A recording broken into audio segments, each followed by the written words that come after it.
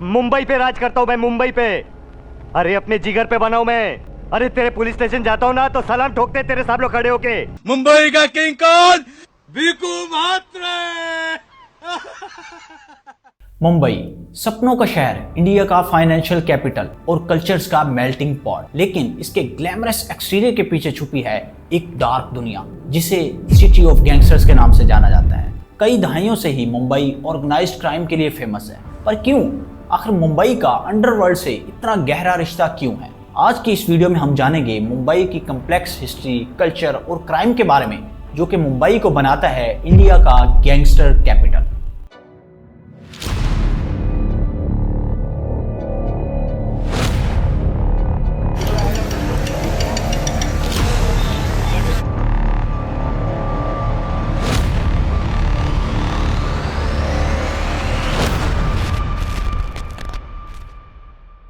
मुंबई का क्राइम से connection colonial days से ही है, जब ये बॉम्बे के नेम से जाना जाता था। ब्रिटिश रूल के अंडर बॉम्बे एक मेजर पोर्ट सिटी और एक ट्रेडिंग हब था। इसकी स्ट्रेटेजिक लोकेशन ने गुड्स, लोगों और अनफॉर्चुनेटली इलीगल एक्टिविटीज के लिए गेटवे बना दिया। शहर का जो पहला क्रिमिनल नेटवर्क था वो था स्मगलिंग का, जिसमें आइस, ओपियम, गोल्ड वगैरह शामिल था।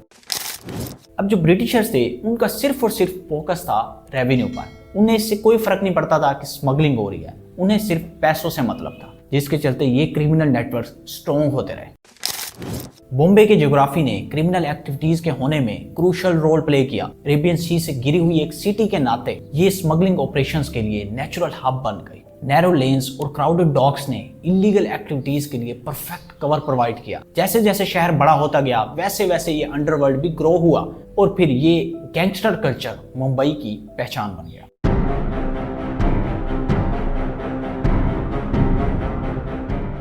इंडिपेंडेंस के बाद मुंबई में पहली बार डॉन्स का इमर्जेंस देखने को मिला। वो लोग सामने आए जिन्होंने ऑर्गेनाइज सिंडिकेट्स डेवलप किए और मुंबई को डोमिनेट किया। 1950s और 60s में हाजी मस्तान, करीम लाला और वरदाराजन जैसे लोग पावर में आए। अब ये लोग सिर्फ गैंगस्टर्स नहीं थे बल्कि कम्युनिटी लीडर्स भी थे, जो कि vast networks of smuggling, extortion और इलीगल गैम्बलिंग को कंट्रोल करते थे। हाजी मस्तान, जिसे पहला सेलिब्रिटी गैंगस्टर माना जाता है, जो कि एक स्मगलर भी था और उसे बॉलीवुड और लग्जरी चीजों का शौक था। ऐसा नहीं है कि वो सिर्फ इलीगल एक्टिविटीज में शामिल था, बल्कि वो एक कल्चरल आइकॉन था जो कि फिल्म स्टार्स और पॉलिटिशियंस के साथ गैदरिंग्स करता था। जबकि दूसरी तरफ करीम लाला साउथ मुंबई के पठान गैंग का किंग था और वरदाराजन जो कि शहर के ईस्टर्न पार्ट्स को कंट्रोल करता था और वो एक तमिलियन डॉन था। और इसके अलावा खासकर धारवी जो कि एशिया का बहुत बड़ा स्लम। इन सारे डॉनों ने मिलकर ही शहर को अपनी मुट्ठी में लेके बैठे। मुंबई की अंडरवर्ल्ड को एक अजीब ही एलाय बॉलीवुड मिला, जो कि शहर की थ्राइविंग फिल्म इंडस्ट्री थी। बॉलीवुड ने स्क्रीन पर गैंगस्टर्स की लाइफ को दिखाना शुरू कर दिया। फिल्म जैसे कि दीवार, डॉन, वास्तव, सत्या, अग्निपथ ने डॉन्स की रियल लाइफ से इंस्पिरेशन ली और इस पर फिल्म बना दी। अब बॉलीवुड ने सिर्फ उनकी लाइफ को ही डिपिक्ट नहीं किया बल्कि उसे ग्लैमराइज बनाकर दिखाया, जिससे गैंगस्टर्स हीरो बन गए। और इस सब से एक ऐसी फीडबैक लूप क्रिएट हुई जिससे लाइफ और आर्ट एक दूसरे को इमिटेट कर रहे थे।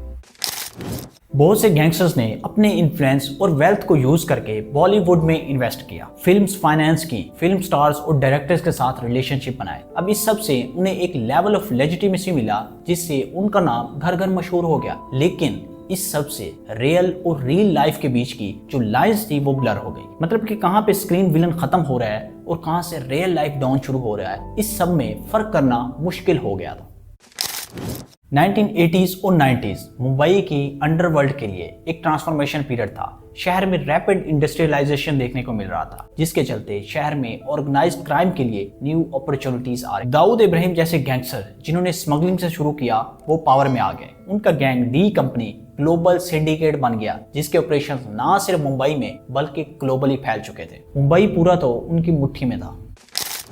टर्निंग पॉइंट आया 1993 में, जब पूरा मुंबई धमाकों से गूंज उठा। भारतीय इतिहास का वो दिन जिसने देश में आतंकवाद की नई परिभाषा गढ़ दी। इन सीरियल धमाकों में 257 लोग मौत की नींद सो गए। ये धमाके दाऊद इब्राहिम ने ऑर्गेनाइज किए थे इन रिटेलिएशन फॉर द बाबरी मस्जिद डेमोलिशन और उसके बाद के दंगे। इन धमाकों में पूरा मुंबई हिल कर रह गया। जिसके बाद लॉ एनफोर्समेंट ने सारी तवज्जो इन अंडरवर्ल्ड गैंगस्टर्स पर डाल दी। लेकिन इस क्रैकडाउन ने अंडरवर्ल्ड को खत्म करने के बजाय उल्टा इवॉल्व कर दिया। मतलब कि गैंगस्टर्स अपने ट्रेडिशनल एक्टिविटीज लाइक स्मगलिंग और एक्सटॉर्शन को छोड़कर नए एरियाज में शिफ्ट होने लगे, जैसे कि रियल एस्टेट, कंस्ट्रक्शन और पॉलिटिक्स। अंडरवर्ल्ड की ग्रोइंग को देखकर मुंबई पुलिस ने एक स्ट्रेटेजी डेवलप की, इनकाउंटर्स। ऑफिसर जैसे कि दया नायक, प्रदीप और विजय अपनी shoot first ask question later approach को लेकर काफी फेमस हो गए। इन ऑफिसर्स ने ढूंढ कर गैंगस्टर्स का इनकाउंटर किया।